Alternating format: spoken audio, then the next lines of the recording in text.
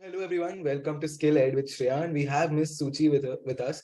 She is a laughter therapist and a stress management coach. We're going to have just a podcast which will end in just 7 minutes. Okay, it's going to be like quick, fast. Okay, I don't know the questions. So this is the first time we are meeting us. I don't know what I'm going to ask. Right.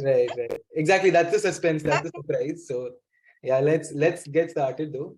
Ms. Suchi, the first question to me, from me to you, is that what's the funniest thing that's ever happened in your laughter therapy sessions that you ever have that you've done, right? What's the funniest thing that you've seen or you has happened in that session? The funniest thing happened during laughter session is when someone starts as a fake laughter, it turns into real, and then they ask me to stop it. Like, don't, no, stop, okay, enough. That's what happens. That's the funniest thing. They start with a fake laughter, and then it turns into real, and then they are unable to stop it. So that's the funniest thing. Yeah. Thank you. Awesome. That's really good. And since you are a stress management coach, what's your go-to stress management activity or stress reliever activity for you? What's that?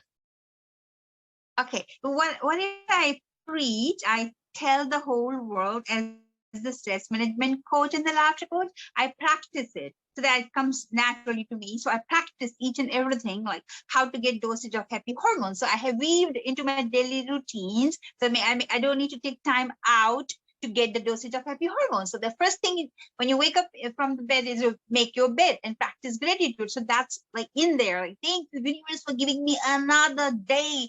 I'm going to make it the best day of my life. Thank you for all the opportunities. I'm going to be the biggest influencer. And then that's how I start my day and make my bed. So making the bed so that I get the dosage of reward chemical, then practicing gratitude so that I get dosage of this hormone and then a little bit of stretching. So I get dosage of endorphins and dopamine and serotonin and oxytocin. And that's how I start my day. So yes. Awesome. That's really good, right? Everyone should get it in their daily routines, like a laughter therapy throughout the day. So that's a really good thing that you're doing. Yeah. Yeah. And whatever you learn, you practice, because if you don't practice, you tend to forget. So you apply it so you won't forget it then. Yeah.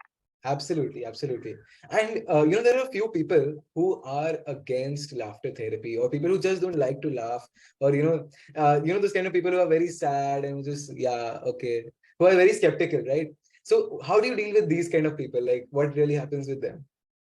Yeah, so it's not the first time I'm coming across this question and or the experience itself. So I have spoken over 300 and over conferences, international scientific conferences. So one of the conferences, there was this elderly senior, very experienced researcher, a doctor. He just told me, I am not going to participate in your session. Like, I'm not going to laugh with you. Yeah, so he just stated. So what do? Is I don't force. I just keep on doing what I need to do, and then people join in and they enjoy the experience, the vibes, and they just love it, and then they become a part of it. So I don't force anyone to do it. So if someone says no, I would not say like you should do it, you should do it. I won't do that. So I just let go. Yeah. So when he asked me that question, he said that someone is dead in my family. Now, do you want me to laugh about it? So I said that, look, when you are mourning or grieving for the family member, you should also be aware that we are in the queue and the next person will be, I'm not like cursing or something, but it can be us, right? We don't know who's going to go, right? So when you are queuing up and one by one we are going to go, so how long you're going to grieve and mourn for that person? I'm not saying you don't feel sad about that person, but you need to also remember that it's going to be your turn. So how long? Is it 10 years, 9 years, 5 years, 1 month? How long? And after that, how do you change your energy? How do you make sure that you don't sink into depression, so the people around you don't sink into depression and they don't start to have suicidal thoughts? So it all depends on you. Like, you decide. So our time on this earth is very short. I just reminded him. He's like, okay. So while going back, he shook hands with me. He said, I will start laughing from today. Wow. Awesome. Right? That's a really good story. Uh, Coming to like, if you can tell us something surprising about laughter therapy or stress management that people usually get wrong or they don't think about it, or it's something that you know specifically as a coach, like what is it that we should know, something very unique about it? Yeah.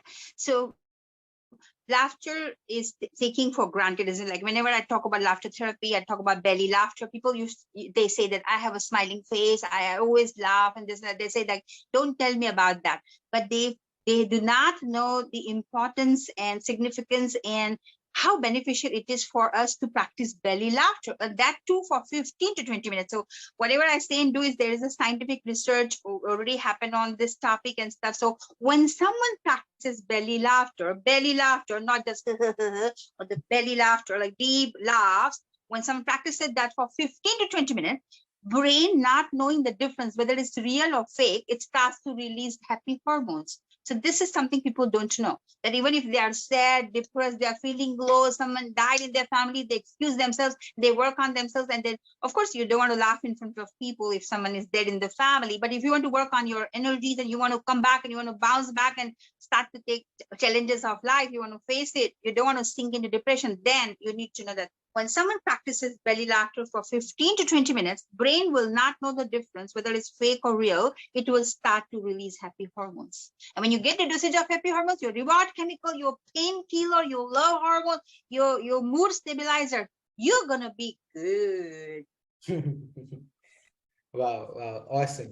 And if you could have a stand-up or a laugh off with someone alive or dead, who would that lucky person be? Like just someone who you wish you could have had a stand-off with or a laugh off with. Who would that person be? Alive or dead, any is okay. I would do it with you because you're being so interested in this topic and you're having me on your podcast. So let's make it happen. I'm traveling to India soon. Let's meet up and let's get this done. I'll do it with you. Okay. Awesome. And if you could recommend any tip or a book or something that you've read that everyone should read, what would that book or that some specific tip or video which you watched, some learning resource that you got to really get Okay. started with it? The Secret is the book about manifestation, law of attraction. I would recommend everyone to read. And second will be my book, Code to Happiness. It's just an ebook right now. I have not printed it. So Code to Happiness. So do not live your life sad, always complaining about it. Just live life happy. Yeah. So Code to Happiness and The Secret. Yeah. Thank you. Absolutely. That's all. So thanks a lot, Miss Suchi. I really had a lot of fun in this podcast. Honestly, this is the most fun podcast I've ever had. Your energy is just Thanks for so having me. Someone who is so young, aspiring, and you're going to do really well in your life because he has so much potential. So I wish you all the best. Thank you so much, Miss. Bye bye. See you. Yeah.